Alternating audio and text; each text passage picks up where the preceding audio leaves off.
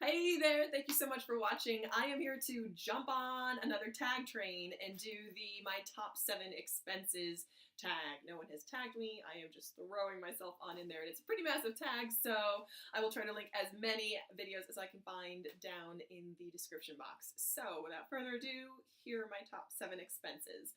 And I realize they kind of are the same from person to person. We all have the same sort of basic needs: food, housing, shelter, clothing, all those things. But it's interesting to see how they fall in order for different people in different areas. So just to kind of mention, I live in the Northeast, the New York, New Jersey metro area, which has a fairly high cost of living.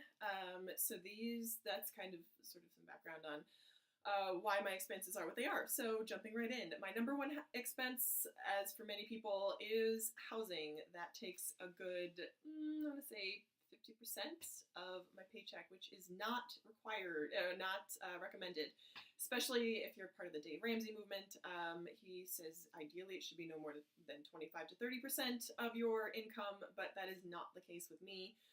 Our housing costs are extremely high in this area. We have high taxes, and it's kind of all rolled up in together. How taxes and insurance are rolled up in the mortgage payment, so that is why it is so high for me personally.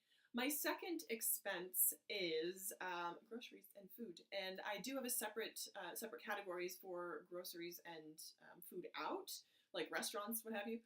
But they both tend to be fairly high, which is kind of ridiculous because I'm just little old me. Like, I'm not feeding any kids. I'm not feeding. That's just me, and my mom, who's my roomie.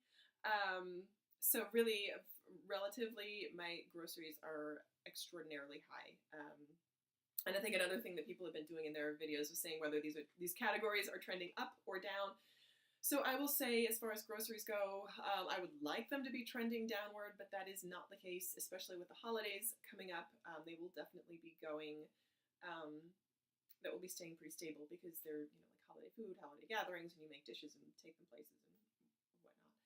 So that is expense number 2. Expense number 3 is my electric costs. Our electric utility costs are fairly high as well. And that's just to do with our power service provider, and we're on like an equal payment plan where they take your payments from the past year, then they divide them up by 12 and say, like, approximately this is what you're going to spend, because in the summer when we're using the air conditioner, the central air more, versus the winter when it's more gas, because we have gas heat, and we kind of divide them up evenly throughout the year. So that's fairly stable, but it's about where it's $140 a month. And I see that remaining pretty stable. The second, 4, my fourth expense is gas utility is also fairly high. And right below that is fuel, like transportation. That's sort of right there. They're probably tied for number 4. Car expenses, maintenance, upkeep. That's high, and I lump that all into travel. I put that into transportation, which is separate from travel. I put that as my transportation costs, and that's also right up there in the top 7.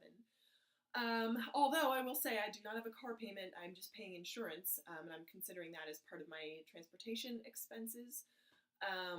Gas is also, I would say it's fairly high. It's like, I saw it because New Jersey is the only state out of all 50 that has had no tax on gas. That's since been repealed or changed, updated, so it's like 7% tax, but it's still one of the lowest in the nation. So we pay pretty good rates for fuel, for gas around here. I think it's $2.69 a gallon, which is pretty decent, and I see that probably remaining stable. I would say per month I spend on average, say about 100 to 120 on gas, roughly, give or take. So that's expense number 5. Expense number 6 is, of course, the student loan that everyone kind of like. That's my debt repayment is my number 6 expense. It's not super high, and I have all these notes around me. That's what I'm looking down at. So that's in the top 7 for sure. Wishing I could be making more payments toward that. That would go higher.